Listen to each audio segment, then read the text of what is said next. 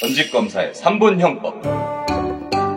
전직검사 현직 변호사 김규현입니다. 오늘 3분 형법 8회차 41조부터 시작합니다. 자, 사형, 징역, 벌금 이거 다 아시죠? 오늘 형벌의 종류에 대해서 알아보는 시간입니다. 자, 41조 형의 종류는 다음과 같다. 사형, 징역, 금고, 자격상실, 자격정지, 벌금, 구류, 과료, 몰수. 자, 형법에서 정해져 있는 형벌은 이렇게 9개입니다. 사진금자, 벌구과물. 형법 시간에 이거 열심히 외웠던 기억이 나는데. 근데 지금 보면 이거 왜 외웠는지 모르겠죠. 자, 사형은 죽이는 거고, 징역은 가두는 거고, 벌금은 돈 뺏는 거죠. 나머지는 근데 좀 생소하시죠? 차차 설명드리겠습니다. 42조, 징역 또는 금고는 무기 또는 유기로 하고, 유기는 1개월 이상 30년 이하로 한다. 유기징역 또는 유기금고에 대한 형을 가중하는 때는 50년까지로 한다. 자, 징역은 두 종류가 있습니다. 영원히 가둬놓는 무기징역, 기간을 정해서 가둬놓는 유기징역. 유기징역의 기간은 1개월 이상 30년 이하입니다. 근데 법률상 형이 가중되는 경우가 있어요. 이 경우에는 최대 50년까지로 늘어납니다. 근데 무기징역 받아도 20년 지나면 가석방이 되긴. 변호사님, 그럼 종신형은 뭔가요? 종신형은 외국에 있는 건데 무기징역이랑 그냥 똑같은 거예요. 가끔 가석방이 없는 무기징역을 종신형이라고 부르는 사람들이 있어요. 근데 엄밀히는 잘못된 겁니다. 가석방이 있는 종신형도 있거든요. 43조, 사형 무기징역 또는 무기금고 판결을 받은 자는 다음에 기재한 자격을 상실한다. 블라블라블라블라. 자, 자격상실형, 자격정지형이에요. 자, 이 두 개 형은 명예형이라고 부릅니다.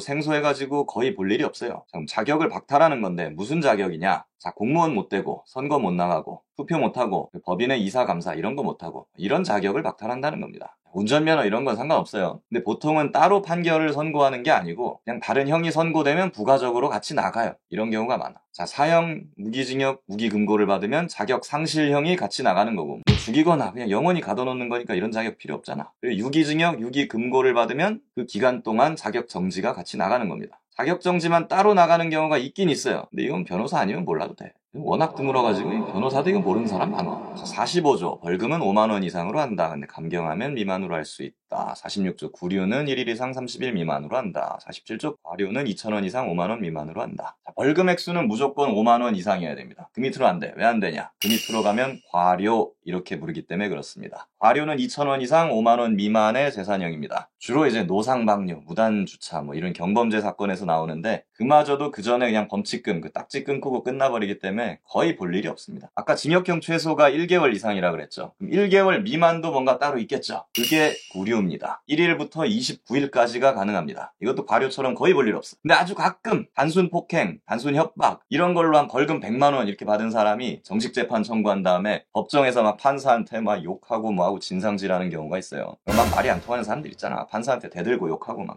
이미 벌금이 나간 경우라서 형종 상향 금지 원칙 때문에 아무리 괘씸한 놈이어도 더 높은 형, 그러니까 막 징역형 이런 거 때리고 할 수가 없거든, 법으로. 근데 구류는 벌금보다 낮은 형이거든요. 구류는 가능해요. 그러니까 이런 사람들은 너는 벌금 때려서는 안 되겠다. 구류 선고하고 29일 구속시켜버리는 경우가 있습니다. 그러니까 법정에서 판사한테 대들지 마십시오. 벌금 깎으려고 그랬다가 갑자기 29일 교도소 가는 수가 있습니다. 48조, 범인회자의 소유자에 속하지 아니하거나 범죄 후 범인회자가 사정 알면서 취득한 다음 각호의 물건은 전부 또는 일수.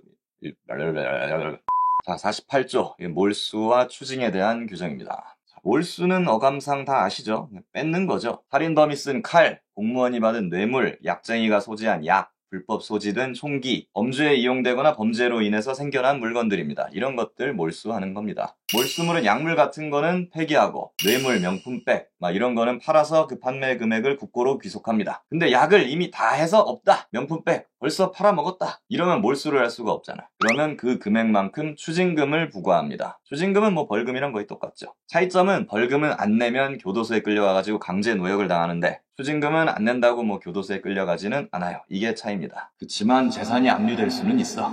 49조, 몰수는 타형에 부과하여 과한다. 블라블라. 몰수는 징역형, 벌금형 이런 거 선고할 때 부가적으로 같이 선고하는 형입니다. 근본적으로 유죄, 징역, 벌금 이런 거 없이 그냥 몰수만 선고할 수는 없다는 거예요. 근데 무죄가 나와도 몰수를 할 수 있는 경우가 있기는 있어요. 약물 사건이다. 근데 약한 친구가 12살, 형사 미성년자야, 어린애야. 그럼 형사 미성년자니까 처벌이 안 되잖아. 무죄잖아. 그렇다고 걔가 갖고 있는 약을 그냥 둘 순 없잖아. 몰수해야지. 무죄지만 약은 몰수한다. 이런 거는 가능하다는 거예요. 50조. 형의 경중은 41조 각호의 순서에 따른다. 어쩌고저쩌고. 자, 형벌 간의 경중, 그러니까 서열이죠. 사형, 무기징역, 무기금고, 유기징역, 유기금고 뭐 이런 순으로 가고 같은 징역이랑 벌금들끼리는 기간이 긴 거, 금액이 높은 게 더 무거운 형이라는 겁니다. 상식적이죠? 근데 이거 뭐하러 정해놨지? 자, 형이 여러 개가 선고되는 경우가 있어요. 전직 대통령들도 보면 막 재판 여러 개 받아서 막 형이 여러 개 받잖아. 여러 개 형이 선고되면 무거운 형부터 순서대로 집행하게 되어 있습니다. 그 집행 순서를 정하기 위해 해놓은 거다. 이렇게 보면 됩니다. 그럼 30년짜리 먼저 살고 그 다음에 5년짜리를 산다. 뭐 사형이랑 징역 5년 이렇게 있다. 그럼 사형 먼저 하는 거다 이거예요. 그럼 같이 받았는데 그러면 사형수가 막 징역 5년 있으니까 징역 5년 다 산 다음에 그 다음에 죽여주세요. 이럴 수도 있잖아.